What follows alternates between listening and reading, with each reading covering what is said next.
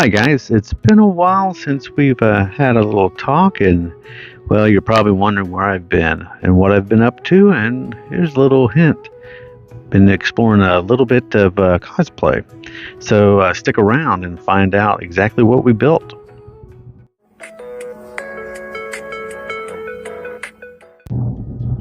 All right, so actually, everything in this build you can get from your local hobby store, so like Michael's, things like that.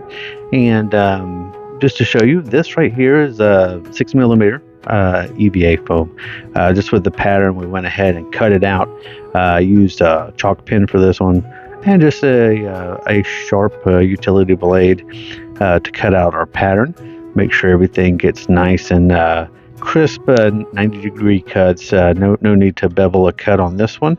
This bracer is pretty straightforward, and we get to embellish it a little bit, and of course do our favorite thing, which is painting to hopefully try to make it look real. So here we go, making sure we get everything cut. Anything that's not cut perfectly, we can always adjust with a rotary tool. Right now I'm just heating up the EVA foam to shape it so it basically fits around the forearm.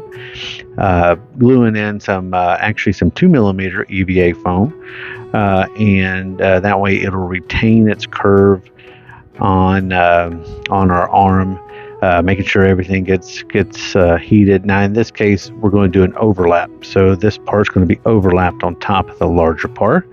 Contact cement to go down, kind of get that in there. Make sure it's spread all around and dried a little bit. You can heat that up with either a heat gun or a hair dryer with a hot setting would probably work best for this.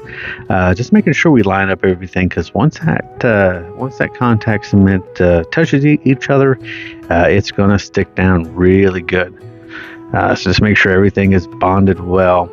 We do have a third part which actually goes over the hand, so same thing here. We're just gonna make sure we attach it with some 2 millimeter foam and a little bit more contact cement. All right, so in this case, much like with our dioramas, we're going to use caulking from the Dollar Tree and a little bit of water to make sure that we are able to fill in any cracks. So as you'll see, like anywhere it joins in that we want to fill, we go ahead and just kind of slap that into the seams to hopefully go ahead and cover up seams that we have. Some people don't care about seams, so you don't have to do this part. We just want to make sure that everything is nice and flush. So in this case, I'm making sure I just go ahead and wipe off the excess of the concoction we've made. Making sure everything is nice and dry before we move on to the next step.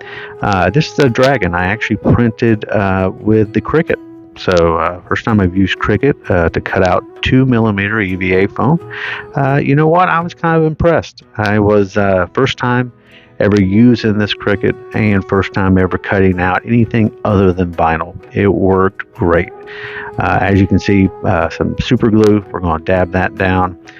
Just make sure if there's anything flowing out, that we want to make sure that we go ahead and wipe that off before it dries. And as you can see, I am making sure that all these little bits are glued down like so. So anything sticking up, I want glued down because I don't want it to end up ripping off later on.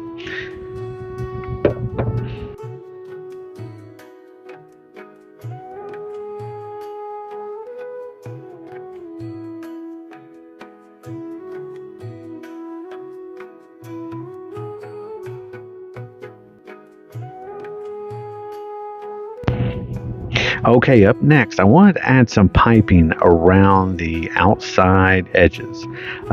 This is cheap 99-cent 2 millimeter EVA foam from Michael's, and this one in particular rips off. So all those little strips rip off.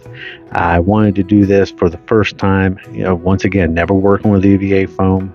Never been able to actually make anything with EVA foam. So this kind of just takes the guesswork out of keeping the strips as uniform as possible. So as you can see, we go ahead, try to line everything up, just making, like I said, simple bracers. That way we can just see what we can do with this foam. I'm used to using styrofoam. I'm used to using XPS foam. So just kind of seeing where we can go. And just making this piping as uniform as possible. You'll see later on, not only am I putting this down with our super glue, but I'm going to use our same concoction of caulking and water to fill in all those little gaps. Not quite the greatest when it comes to EVA foam yet, so I wanted to make sure that all those little gaps where they connect fill in. I went ahead and primered this with some Plasti Dip. This was cheap Plasti Dip I got at Ollie's, just to get everything a uniform coat. In Cosplay, they use Plasti Dip because it's kind of, it's flexible. So we want to go ahead and make sure that we keep that flexibility. And now we are painting, so using a metallic red. I saw this and I was thinking of the dragon, and then I, just figured that really sounds like a good match. So we're going to make this kind of a red and gold, rose gold color. You'll see in this case, you'll notice the rivets that are around kind of where the piping is, and those are googly eyes.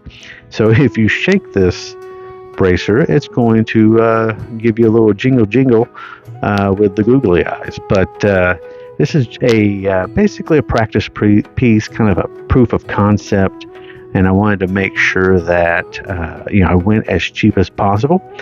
This will actually be on display for all of our upcoming shows that we have, like any of the Comic Cons, the comic book conventions, the cosplay conventions. Just as a display model, just to kind of show, we can do this. Putting on some battle damage now, and you'll notice all I'm doing is watered down some of this black paint, putting it in the crevices, kind of wiping off the excess around it to make sure that we, so it doesn't look sloppy, but it really defines those cracks, those strikes on there, just to kind of weather it up, much like our dioramas that we build. We make sure everything's weathered because nothing's perfect unless it's just at the very beginning. And maybe this knight that has this bracer has probably been through a few scuffles. So now we love our great paint job. What are we going to do?